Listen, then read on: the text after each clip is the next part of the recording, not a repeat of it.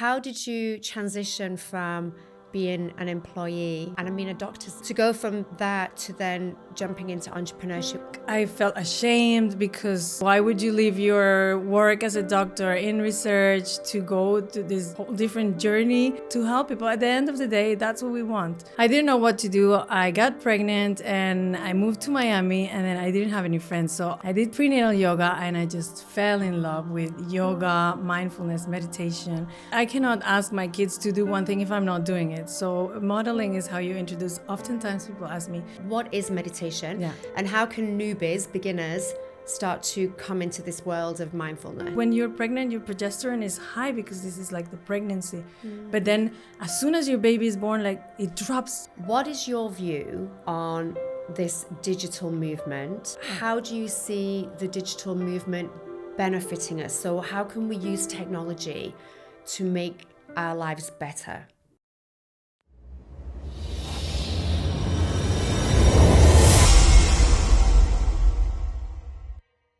Hi everybody, and welcome to another episode of Junior Gladiator Kidpreneurs. Today I have a very special guest in the studio with us, Dr. Sandy Zanella. Dr. Sandy is an advocate for family wellness and family health. She's also an author. She's written an amazing book called The Happy Yogi, and she's recently launched a new program called MMML, which is all about helping families to become more mindful, more connected, and more happy. So, Dr. Sandy, welcome to the studio today. Thank you, Angela, so much for having me. It's such an honor. No, it's a pleasure. It's really nice actually to be able to sit down together with you and have this conversation, because the last time I saw you, we were actually interviewing your gorgeous daughter, Stella, about her yoga training and her certification. So now we've got Mum in the studio, which is an honor to have you here. So thank you. Thank you. Thank you for giving also her space, the space for her. She was so excited. She's just so beautiful. So Dr. Sandy, can you just explain a little bit about who you are, what you do, and what brought you here? Absolutely. So my background is in medicine. I'm a doctor. And I've always cared for well-being in general. I always try to care for my patients as a whole. So when I was doing research in UCLA in Los Angeles, I just found that there should be more than just medicating, which is also good, but there should be more, right? And especially because we were working with children, and sometimes they do need some support medically, like prescriptions or something like that. But then at the end, you also need like that support mentally, like something that's going to be continuously. What happens after? I didn't know what to do. I got pregnant and I moved to Miami, and then I didn't have any friends. So I was like, I'm going to do a class on something to meet moms. I did prenatal yoga and I just fell in love with yoga, mindfulness, meditation. I knew how beneficial it was for me, my body, like mentally and physically, but also for my baby to connect. And I just felt like I need to share this with the world and with my daughter. So then I did my certifications in yoga, mindfulness, trauma-informed. I did all things like prenatal, children, and I just work as a whole now with the family. And this is what I want to share, like that it's not just that when you're feeling even just sad or happy, you can do these things to grow and to be the better version of yourself. So you're really amazing. And I'm a firm believer in that, because I do really believe in the whole mind-body connection, and the body is made to heal. Not to put anything down against, Western medicine. I know there's a place for that too. But I'm with you. When you went from being a full-time doctor to then pivoting into this mindful space, did you have the support of family? Were they okay with you moving and doing something different? That's a good question. My family, they were okay, but I did see that all my friends were like, what are you doing? Like, or I felt ashamed because why would you leave your work as a doctor in research to go to this whole different journey, teaching yoga and mindfulness? But me inside, I know that I'm helping people, right? I don't need to be like in a white coat and working in this hospital to help people. At the end of the day, that's what we want. I don't have this ego of I'm a doctor, and I love medicine. And that's why I mix science. Everything what I do, all my work is backed by science. I love reading papers. There's a lot of research now that supports meditation and the changes in the brain. So I love this. But I do mix it with this holistic approach of like mindfulness, meditation, breathing. So it was hard, and I did feel in the beginning I had a lot of like I had to work with grief, because Of letting go. letting go, this practice, and of course working with patients, knowing that my life was almost secure, because you it's easier to be a doctor and earning money and to just changing completely to teaching yoga or mindfulness. I do workshops now. I do like everything. I work with schools. I love it because I do see the children and the parents, which is what I want to share. It is a big, thank you. It is a big shift, as you said, to go from, and I think that's the barrier to a lot of people maybe not going into this entrepreneurship field, to go from having the security of a well-paid job and security of, you know, somebody else taking care of you as an employee, to then jump into this realm of entrepreneurship where you're suddenly in this abyss of on your own, and you're the one now who is responsible for bringing the finances in, creating the ideas, managing the business, collecting the money. How did you transition from being an employee? And I mean, a doctor's, it's a good position, you know, it's a very nice position, to go from that to then jumping into entrepreneurship where suddenly it's on your shoulders. Yeah. Well, I am very blessed because my husband always has had a very good job. So I didn't have that much pressure. And again, I'm really grateful for that, because I had the choice of leaving something that was not making me 100% happy to pursue something that was going to fulfill me. So that for sure made me feel more safe about leaving what I already had. But I was really not feeling connected and aligned with that, because unfortunately medicine right now, it's chaos. Like you have all the pharmaceutical behind and all other things that you cannot even do it yourself. I know a lot of doctors would love to give more to their patients, but there's like, you know, if you work in a hospital, then you have all these protocols that you have to follow, and you have such short time to see each patient, 10 minutes. So it doesn't give you that much connection with the patient. So that I didn't want to sacrifice. I wanted that connection with people. And I think that's the way you help more. Because if you go to the doctor and they just prescribe, sometimes they don't even look at you. Like they're just. And aren't they on? I heard this, and I'm not sure if it's true. You can say if it is or not. That a lot of doctors, they get quotas, so they have to hit certain budgets in terms of how much revenue they bring in for the hospital with medicine, which then begs the question: does the patient really need this prescription, or is it just because we're trying to get more revenue into the hospital? Is that true? It is with medicine, with laboratories. How many like X-rays are you doing per month, or you know, it's all that. And I see both sides, and I understand, but I didn't want to be part of that. I felt like there's another way, and I just don't. I kind of like divorced from medicine, but I still co-parenting, because I'm still like, I love research and I love like reading and everything. So I think for me, this was very good to do and pursue what makes me happy. And now I'm instilling it with my family and trying to with the work. And that's really important for the kids to see, that mum can follow her passion, mum can follow her dreams and do something that's aligned with what she wants to do and what she wants to give. And actually, I think being a doctor and having that credibility of being a doctor makes what you do even more special, because as you said, you're coming from a science perspective. So it's not, lots of people think, okay, meditation, yoga, it's airy-fairy, you know, there's no science.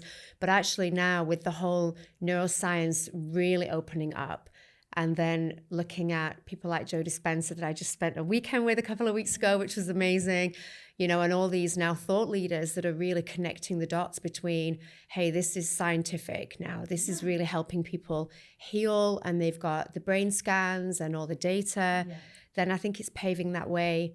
Why do you think now? Because I've seen a big shift, especially here in Dubai, where people are very much more aware of mindfulness. Even in the schools, I received an email a few days ago from my son's school saying they're running a 4-week program on mental health and mindfulness for the year 5 and the year 6s, which I thought was phenomenal. I mean, that was never given to us in schools. Why do you think now it's opening and people are becoming more aware? I think it's because, yes, there's a lot of research now. Even more doctors are believing in it, because before it was like, oh, that's just, woo-woo or something like that. But now there's more research, there's more doctors, there's lifestyle medicine, which is in charge of doing all these lifestyle changes with sleeping, focusing on lowering your stress levels, nutrition, all these pillars.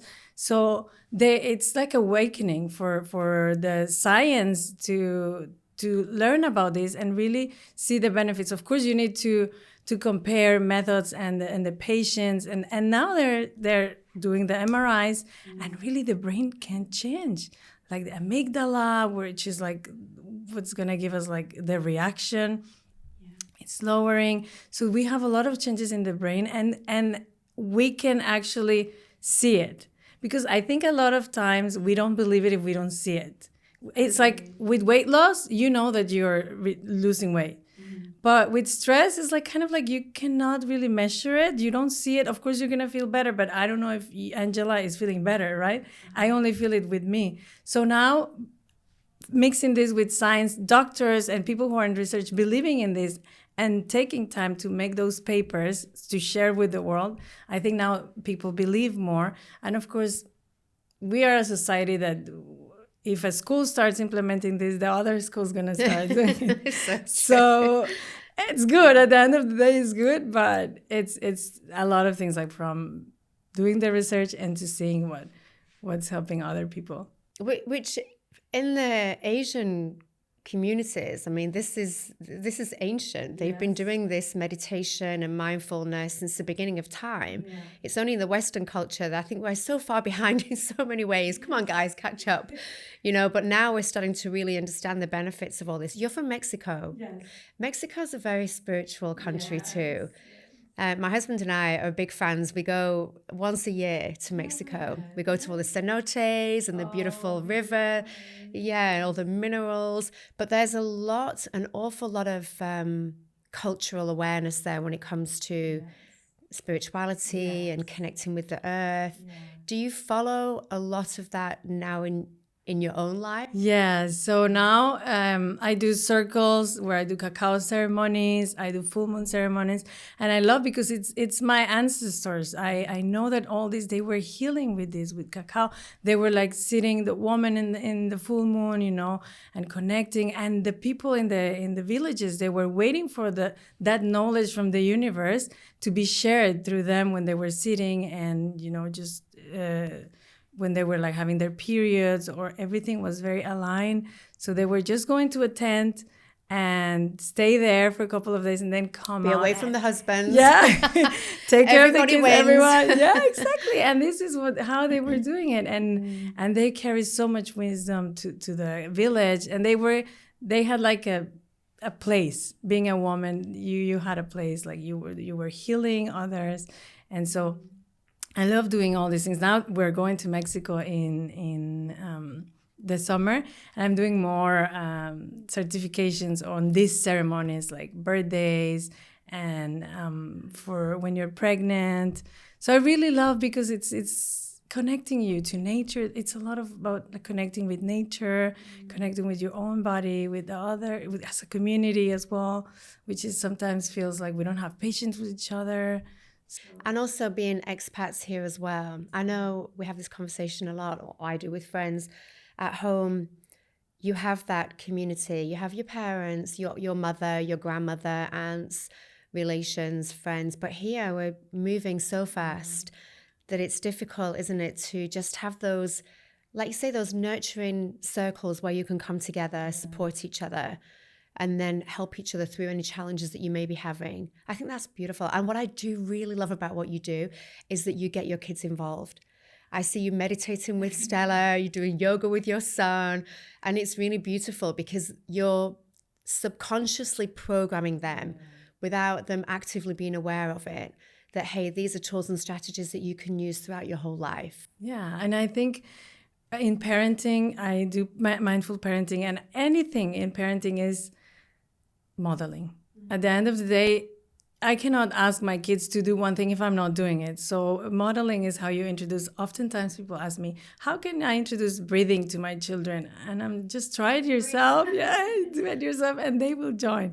They will see. And so that's why for me, I did this yoga certification just for my daughter when she's my firstborn. So I was like, okay, let's do something that I know that it's going to be good for her, but also for me. Mm-hmm. And now we do it together and they don't see it as a chore. Also, I tell parents, never say like, okay, go to your room and take 3 deep breaths, because then they're never going to do it. So it's more when they're happy, when they're content, you just sit down and take 3 deep breaths. And children are very mindful already. It's us that we kind of like, society robs them from that mindfulness. If you notice, like when they were little, you go to the park and they're like looking at the rock, feeling its weight, and is it rough, is it soft, the temperature, everything. It's us that we're like, we have to go to the doctor, we have to go here, the school, hurry up.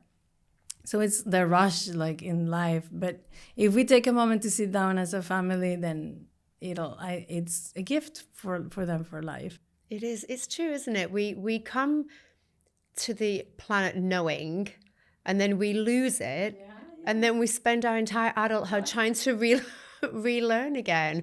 It's bizarre. Whereas if we just allow, I agree with that. I was reading this article about how to get the kids ready for school in the morning, which is always an interesting time, isn't it, for all mums when you're rushing. And I do find myself, and it said one of the worst things that you should say to the kids is, come on, hurry up, you'll be late for school. Because we all do it, but you're programming them already without you being aware, or without them being aware, to rush through life. Whereas if you just, so I thought, okay, I'm going to try and be mindful of my mornings and not tell my kids to hurry up. It didn't last very long. I think 2 mornings, I was like, okay, this is not working. But it is. And when you become mindful, you see things in a very different way. And if you just allow the kids to be without any input from us, they've pretty much got it all figured out anyway. Yeah. And it's that connection. In the morning, for example, every morning we do like short meditation, 2 minutes, 3 minutes. But it's for me, it's like, it's an investment. And I do it with them, and then I tell them, I look at them in the eyes and I tell them, I'm proud of you. And so for me, I'm setting the mood for them for the day. And of course, there's times that my son, he's 6 and I don't want to go to school. And even if we meditate, because meditating is not like a magic pill and life is perfect. Even if we meditate, he will have his meltdowns and everything. But I think what works also is like having a routine and having like literally visual, like what's next, especially with little ones. And they can just tick, tick, tick, tick, tick. And that I've seen that helps him a lot. It makes it easy because, okay, what's next? What do you need? Okay, brushing the teeth. You check. So for me, it's those 2 things that I don't compromise, which is like connecting first thing, and then having that list that's guiding them. I love that. Even for us, yourself, that when you start the day in a mindful way, that rhymes. When you start, we could create something from there. Write that down. Yeah. The whole day is different. I know for myself, I'm hugely into meditating, and I have been since being in my early 20s. So I'm a huge advocate for what you do. And I really do see a difference. There's been times in my life when there's been turmoil, and maybe I've let that go. And it's much more difficult to deal with things than if you just put that time aside. And many people say to me, I don't have time for meditating. But really, you don't have time to not. Yeah. Because the amount of time that we waste during the day, when we're not more productive, when we've got this monkey mind all over the place, it does make such a difference. Yeah, and there's this, remind me of this Buddhist proverb, which is everyone should meditate for 20 minutes. And if you're dealing with something, 1 hour. So 1 hour, yeah. So it's like, it's a lot, I know. But for me, I love to also do it like, I call it sprinkling mindfulness, which is, I'm not going to sit down for 20 minutes because, sometimes you have a lot of things to do. But whenever I have 1 to 2 minutes, I'm waiting at the pickup school, like in the car, I do 2 minutes breathing. Whenever I'm cooking, I do it mindfully. So it's throughout the day that I am finding these mindful moments that will carry throughout the whole day. And maybe I didn't sit for 20 minutes, but if you put it together. Yeah, it's you're living a mindful life at the end of the day. Like it's the whole, and that totally helps. Like I cannot ask a busy mom or someone who's working, entrepreneur, to sit for 30 minutes. Yeah, you can do it, and that's the goal. But if you start little, and also accountability, like if I know that other people are doing it, like I don't know, like people who wants to start following people who does it, so you can feel that it's doable, you know, or meet with someone who does it, so you can feel encouraged. Because sometimes, even me, when I started, I try to go every morning to the beach. I know, I see that on your... Yes. Even now when it's so hot. Yes. Kudos to you. Yes. And in the beginning, I was like, how people are going to start like looking at me, because sometimes I'm like doing a little bit of movement and this, but I'm like, no, I'm doing something good for myself. So I can understand people who have never done it before. If I tell them go to the beach and sit like this, you know, they're going to feel awkward, because even I felt it before. So if you start little, then you will get comfortable with it. And then you'll get to the point where you can go to the beach and sit, and you don't care about what other people... And block out. Yeah. So how would you describe, because I know there's many different forms of meditation. Yeah. How would you explain to somebody that's never meditated before, that wants to get into this, what is meditation? Yeah. And how can newbies, beginners, start to come into this world of mindfulness? Yeah, so for me, meditating is coming into a state of calm and really connecting with yourself. But I think one of the most important things is not understanding what meditation is, but differentiating and addressing the misconception of meditating, which is usually people think your mind should go blank and you shouldn't have any thoughts. And this is what push people away from even trying. Because it's impossible to do that. You cannot, like, unless you're a Buddhist or a monk or someone who's gonna like has years practicing. So I always try to tell them, this is not the goal. This is a misconception. The goal is just to sit down and relax. And because our mind, our brain, we have 80,000 thoughts a day. It's insane, isn't it? So how can you even try to stop your mind from thinking? And at the end of the day, this is what the mind does.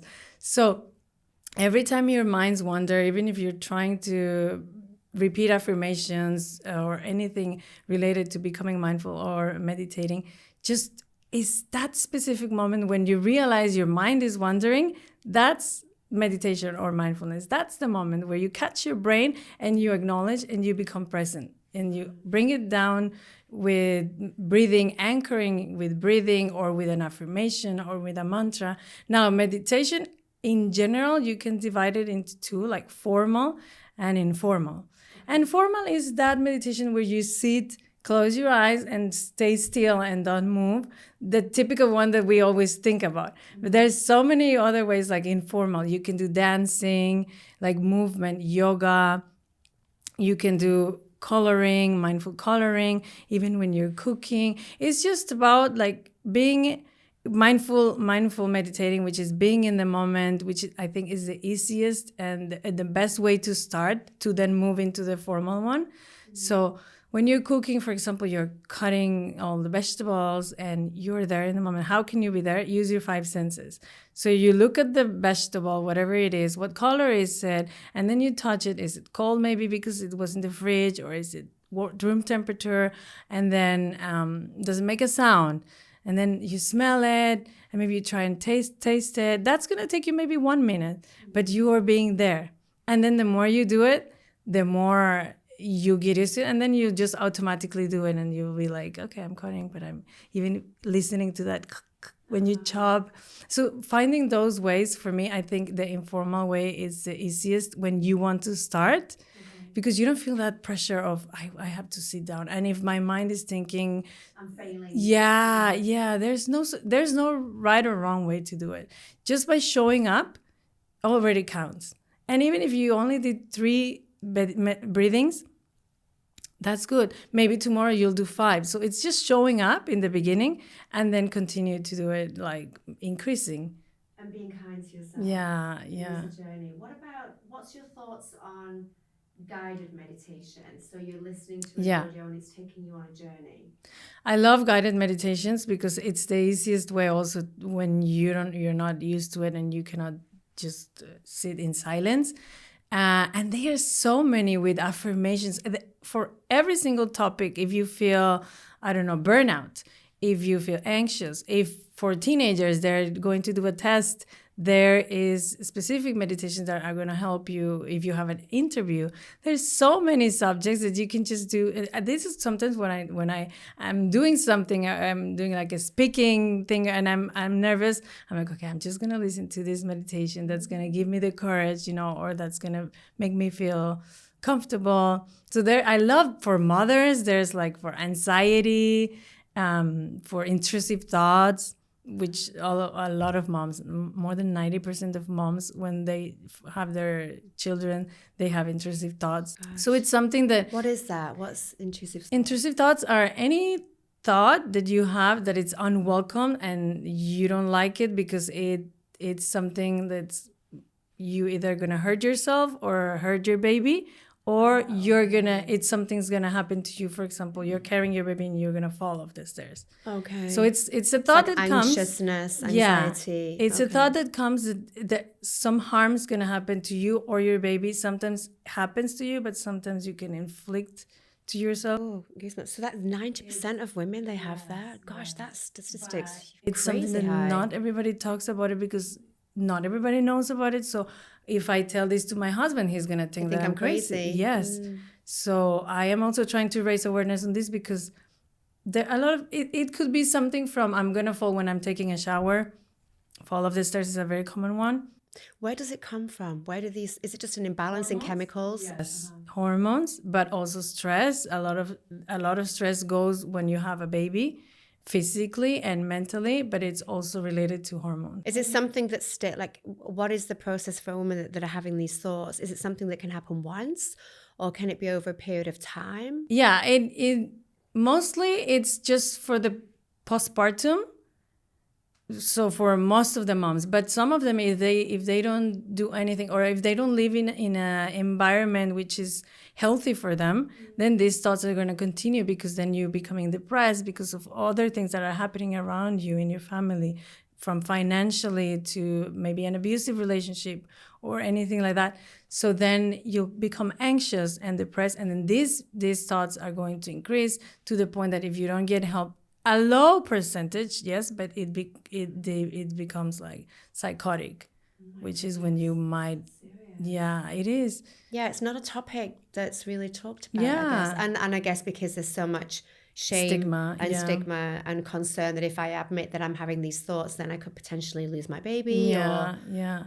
But I always try to remind moms that this is not you, and a thought is a thought, and it's because of all the chemicals. When you're pregnant, your progesterone is high because this is like the pregnancy. But then as soon as your baby is born, like it drops, like back to normal. So that imbalance creates all this in our brain, and it's normal.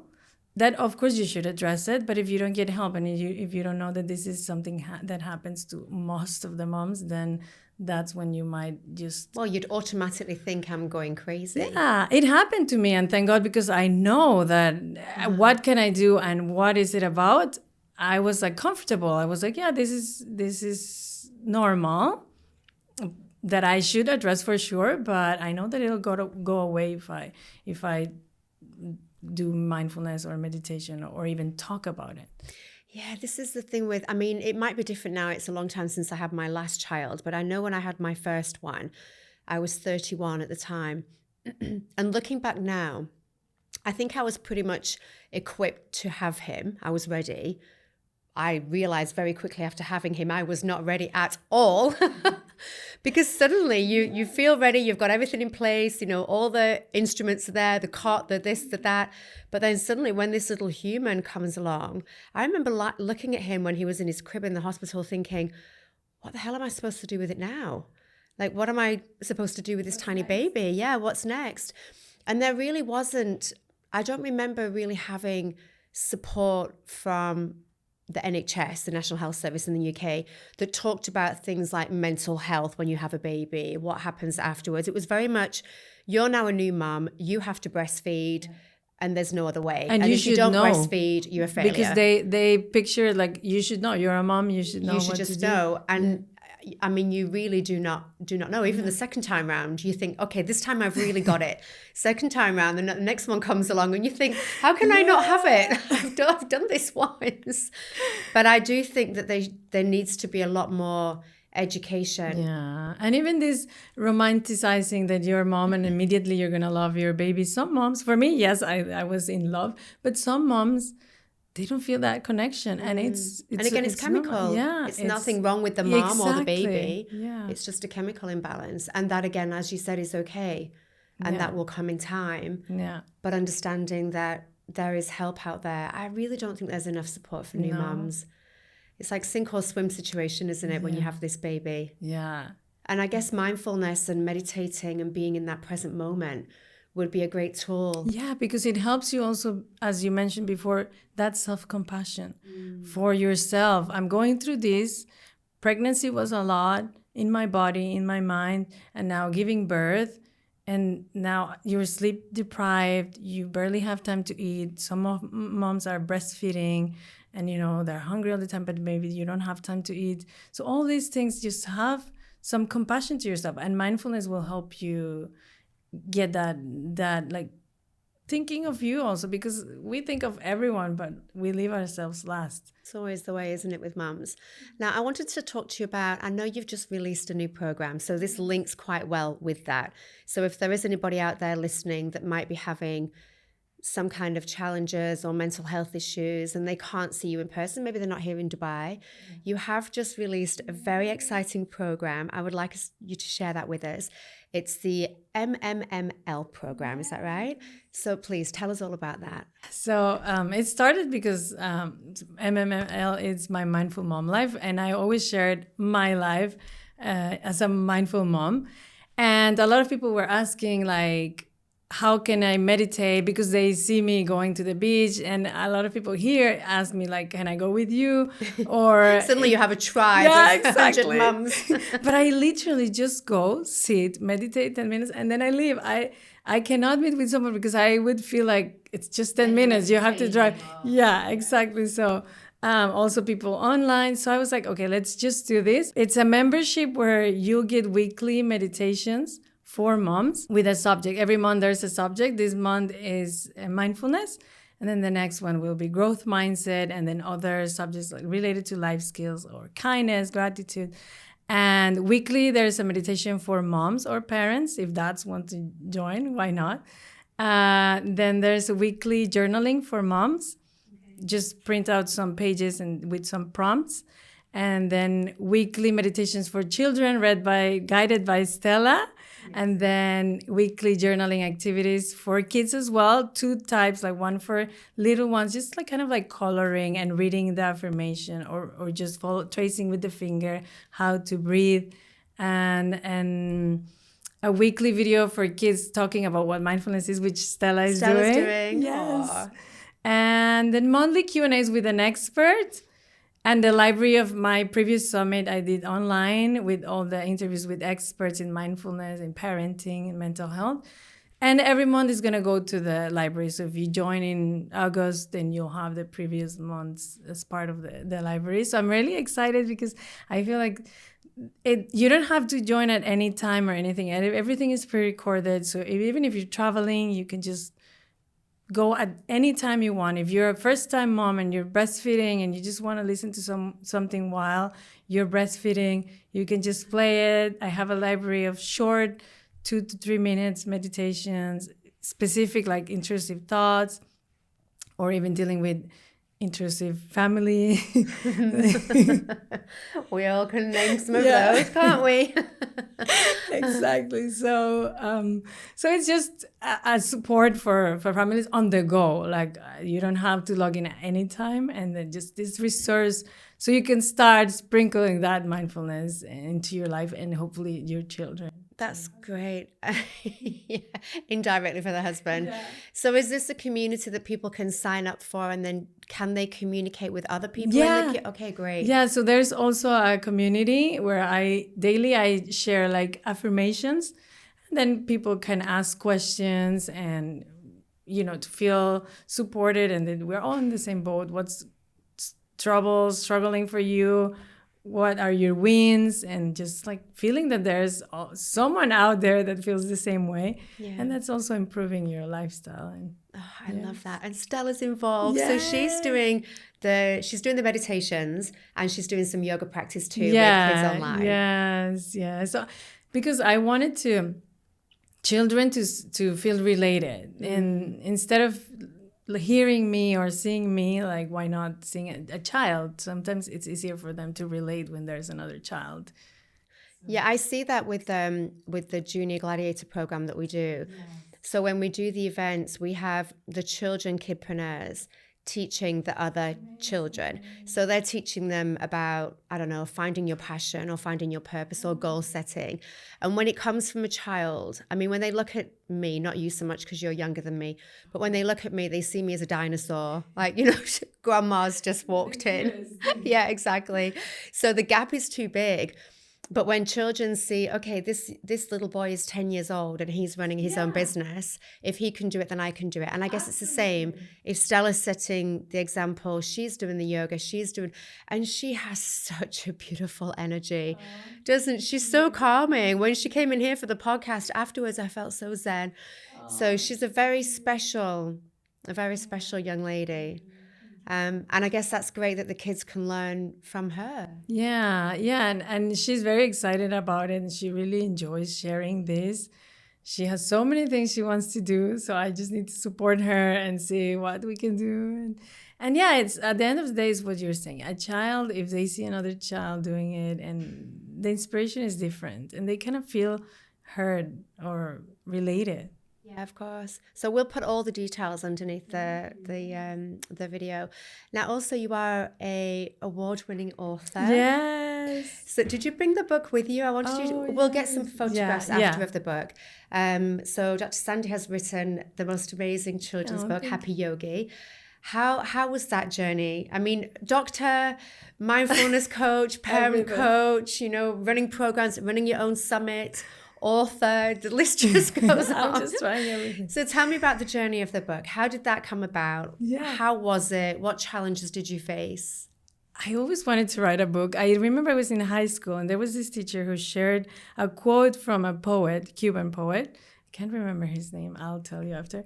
And he basically said that in life you should plant a tree, raise children, whether they're yours or as a teacher, and write a book. So when I was young, I planted trees, and then I became a mom, and I'm like, I need to write a book. Yes. So when I first had Stella, my idea was like writing like some book about like ABCs or something, nothing related to yoga or anything like that, because I was just starting with yoga. But then as she was growing, and then COVID hit. Mm-hmm. And before I was already teaching yoga, but a lot of moms were writing to me and saying like, I started doing free Zoom sessions online for children. But also they were saying, do you have something that I can use when it's not the class? So this is the time. There's like the world stops, so I can sit down and write the book. This is the perfect time. So I decided to write the book. It's inspired by my kids. Actually, I was just going to put Stella because she was, I think, 6. And my son was 3. I'm glad you put him in that book, or else that would have been a big problem. Yeah, exactly. So she was the one who was doing yoga with me. Alessandro, he was a little bit less. He's 3. Yeah, so, exactly. But then I was like, no, if I don't put him, I don't know what's going to happen. So I called the illustrator. That's being mindful. That's being a mindful mother. And I never even met the illustrator because of COVID, I couldn't sit down with her. So I called her and I was like, I know we have all the illustrations, but can we add my son? Even if it's just half of the illustrations, can we add him? And she was like, okay, let's do it. I'm like, thank you. So now he's in the book. Yeah, he's in everywhere. And yeah, I don't know what would have happened. So I wrote the book, and yeah, it's been like, I published as soon as, because I didn't know I was moving here. I was living in LA. And you were living in LA at that time? Okay. Yes. We moved here. They offered my husband the transferring here in September, something like that, in 2020. 2020, I think. And we moved January 21st here. And so I was supposed to publish in the US and do everything in the US in January. And then I'm here. I don't even know how to do it here. I don't know all these laws and things. So it took me a year to understand all this. Because in the US, you just literally write the book and then that's it. But here, you know, you need like more permits and licensing and everything. So it took me a year to navigate this. But I'm happy it took me that year because I didn't know anyone, right? So I was like settling in. The kids were younger. We were looking for schools as well. So I was kind of busy. You needed that time to be at home as well. And it's a big thing moving from a foreign country somewhere new and, like you say, settling the kids, navigating your way. Well, you couldn't really navigate your way around because it's COVID. But I guess still, you know, navigating the relationships in the family suddenly, you know, everything's different, everything's new, and you can't go out and explore and meet people. So it must have been a challenging time for you, but needed so you could put everything in place. Yeah, and then it's been well received. Everybody loves it from little ones. Like I receive pictures. I don't usually post them that much, but from like 18 months old, like doing the poses, and that just melts my heart. I was working in a nursery last year, and I was using the book with little ones to like 10, 11 years old. And it's because it has affirmations, it feels empowering for them to do the pose and pairing it while you repeat the affirmation. So it's basically what I was doing when I was pregnant. And that made me like completely shift my mindset. I wanted to have a C-section when I was pregnant because I just wanted to have a C-section. I grew up thinking in Mexico, everybody, even if there's no medical reason. But then in the US, no, you cannot. So I was kind of like scared of having a baby natural. And the teacher, she was a doula. And she shifted my mindset from I'm afraid to even without epidural. So it was so powerful for me. Yeah. So it was so powerful. I need to share this with the world. So that's why I decided to do this with affirmations. And now hopefully this year I can at least write the manuscript because I want to write a second one. But it's been too busy. And Stella wants to help me. She's like asking, I want to help you write the book. She has also ideas. She's got her own. We talked about that when she came in here, actually, during the podcast, that she wants to do a book. And actually, I think at that time, she even said that she wanted to start doing some meditations. So that manifestation of that dream now has come true with the program. So why not? Yes, exactly. Amazing. Yeah, and we do a lot of this manifesting. I love how interested they are. Even my son now, like he's 6 and now he's getting a lot into it. And I have someone from the membership said like, why don't you include your son for the little ones? So I asked him, do you want to do like a breathing exercise, 2 minutes? And he was like, yeah, he's so excited. Which is nice to bring that male energy in as well. Yeah.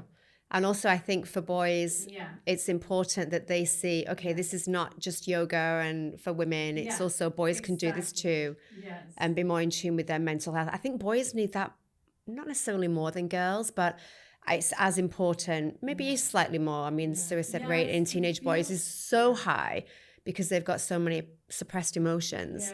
So wouldn't it be great to have some kind of a vessel where they can release that? Yeah, definitely. And see that it's normal and it's just not just for girls or for...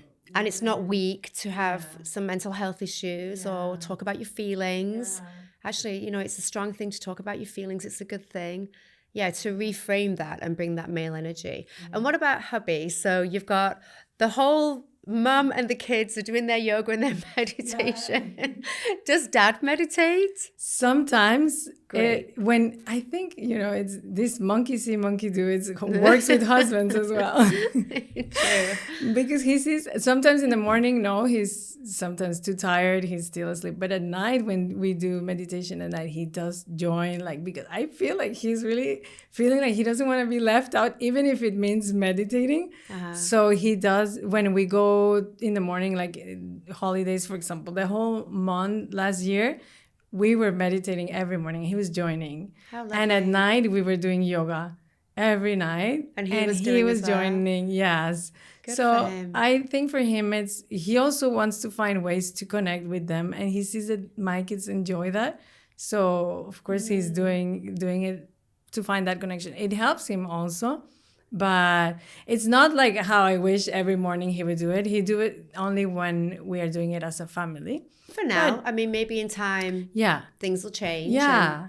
As long as the kids are seeing dad doing it too. Exactly. And my the son, important thing. sometimes when my husband is like stressed at work or something, he goes to we have a box of crystals. He gets like the citrine and he's like, Dad, take this one. And he puts it in a bag and puts him in his briefcase. And he's like, this will help you. How precious is that? That's beautiful. Yes. That's so sweet. And the fact that he takes it with him and he shows him how he puts it in his pocket, and he comes back home and he's like, oh, this helped me a lot. Like, it's encouraging my son to also be open to all these things. God, that's beautiful. Yeah, that's really nice. I used to be very much into crystals when I had my first son. He used to be able to name them all.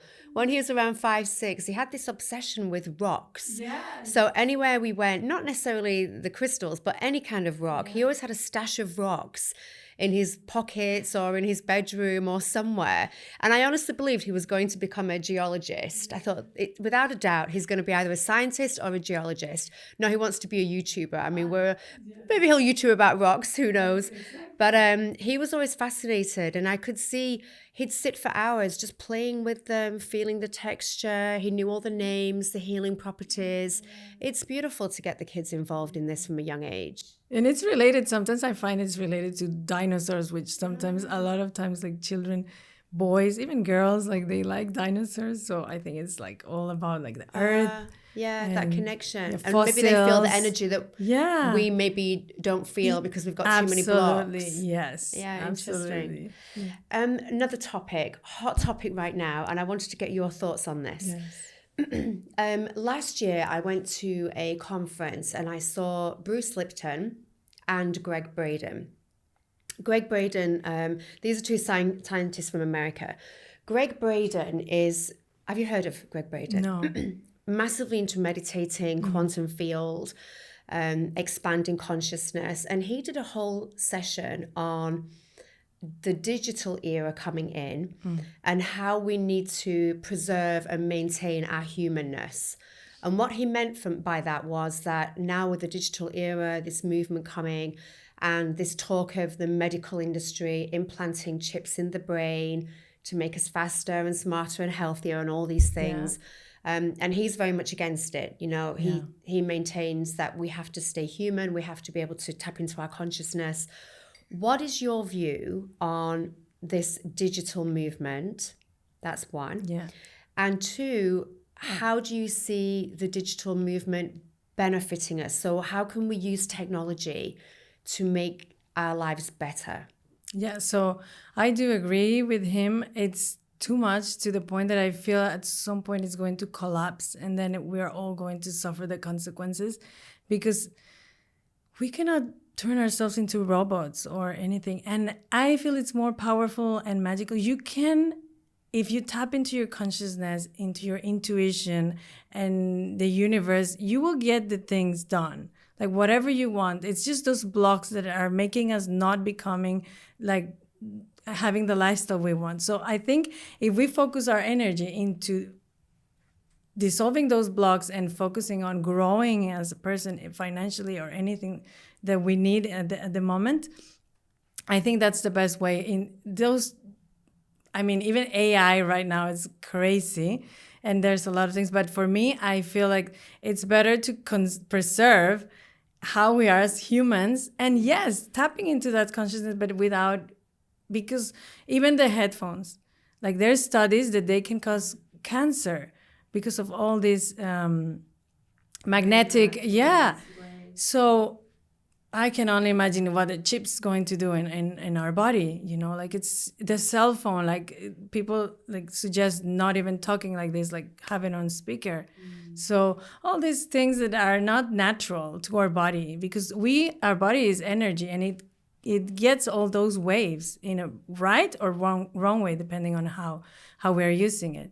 So for me, yes, I feel like we're doing too much and it's just becoming nonsense sometimes.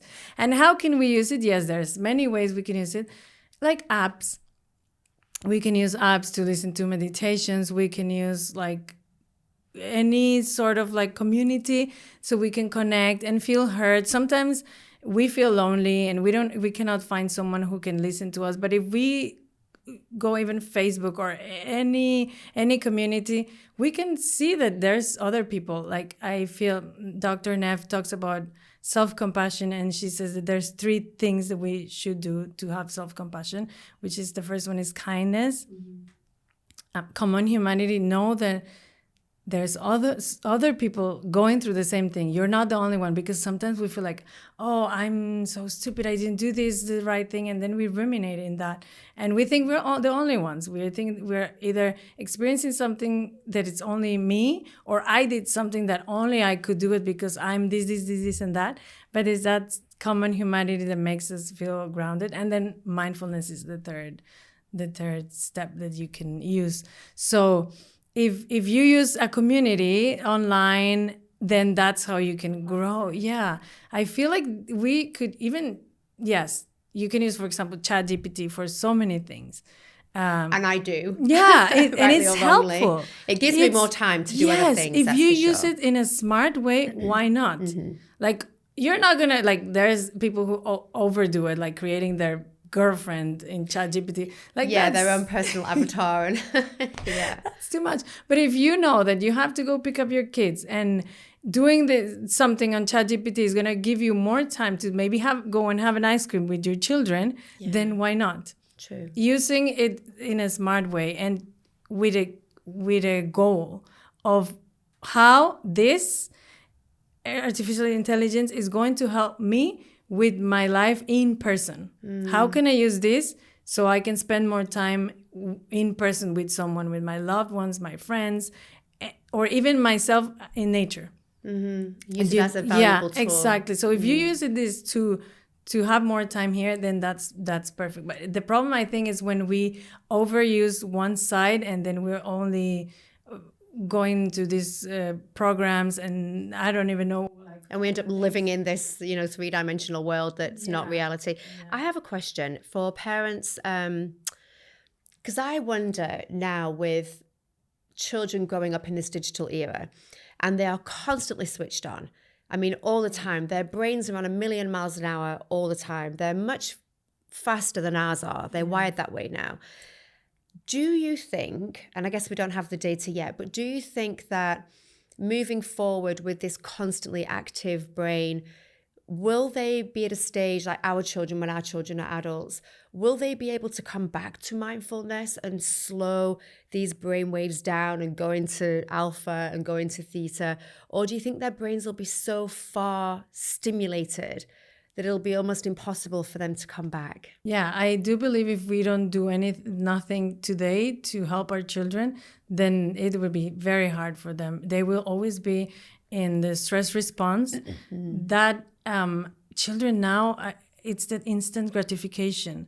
They want everything fast because, of course, in internet, even us, if internet is not working, you're like, there's no Wi-Fi. My world's ending. It's true. I know. I did this morning. I was like, oh my God, why am I so frustrated? Just let it, because I was like, refresh. So I think if we don't give them the tools right now, even if it's just sitting down and listening to some classical music, if you're not into meditating or you're not ready yet, just to slow down, coloring, showing them that you're doing it, but also with them, because yes, our brain will always be in defense and stress response if we don't do anything. It's normal that all of this stress is going, our chemicals. Something really easy that you can do, our normal levels in the morning of cortisol, which is like the stress hormone, are high. Why? Because you're waking up. So if it's high, and that's why I said even three deep breaths in the morning, then you're going to bring that cortisol to lower levels. So this will give you this space. So if something happens when you arrive to work or at school, and an email that you were expecting is not going the way you wanted, then you're going to go from here to here. Whereas if you didn't do anything in the morning, your cortisol is already here. It doesn't have that much space. Yes, exactly. So you're going to react in a way that maybe you're going to regret later. So if you do this constantly every day, then you will keep these levels lower. And this is for life. Whereas if it's always during your childhood, it's always high, then in adulthood, you're going to be reactive to everything. And I guess you'll have other physical symptoms because the body's not able to self-regulate. Yeah. Right. So you'll always maybe high blood pressure or heart disease or all these other ailments that come because of that. Yeah. And it's one of the number one causes of that, apart from cancer, any heart-related disease like stroke, heart attack. It's because of stress. Yeah, of course. Of course, diet is important, exercising, but stress is keeping all those levels up. And it's just constant being zero tolerance. People have zero tolerance right now. And imagine how it's going to be. Even now we're seeing it. True. I see it on the drive to school in the morning. Everybody wants to kill each other. You're like, okay, just calm down. You've got the kids in the car. You can see parents screaming and shouting at each other and the kids are in the back listening and thinking, wow, okay, that's not a good program and an example you're setting the kids. I'm trying to not have any road rage in the car now that I'm, trying to step into my new mindfulness me. So I've started trying to create new names for people as they cut me off. I love it. Like you're a sunflower or you're a mushroom. Little things like this, that's not quite as aggressive as the usual terminology that I use. I love it. And I hear the kids giggling, so that lightens them. That would make me laugh. Right? For you're sure. a sunflower, you're a mushroom. So we can, I guess, use things like this, just to, like you say, release those stress levels. Because at the end of the day, and I know, it's just not worth it, is it? Yeah. It's not worth getting all stressed and het up and angry. Who wins? Yeah. I mean, you don't win in that way. It's easy to lose, but you got to be able to self-regulate. Yeah. And it impacts your life, your children's life, how you connect with others, because then you won't have patience when you come back home. Exactly. And you won't have patience to put your kids to bed. And either you're going to scream at them or you're not going to want to spend time with them, with your spouse. So it's thinking about how can this benefit me and my family, because at the end of the day, we cannot pour from an empty cup. So it's those little gifts that we give ourselves that it's going to spread to our family. Beautiful. Dr. Sandy, I could honestly, I feel like we've literally been sitting here for 5 minutes and it's been an hour already. So I could talk to you for hours. I think I would love to do definitely a part 2, part 3. Yes.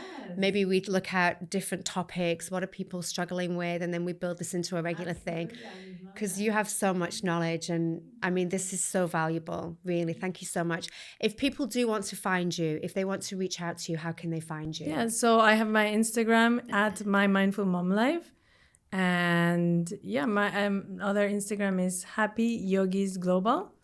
So they can just send me a message, ask me any question. I'm answering questions and just trying to help anyone and give them that kick to start and dig into the mindfulness. Plant the tree, plant the mindfulness. Yeah, exactly. Amazing. That was so beautiful. Thank you so much for joining us. Thank you.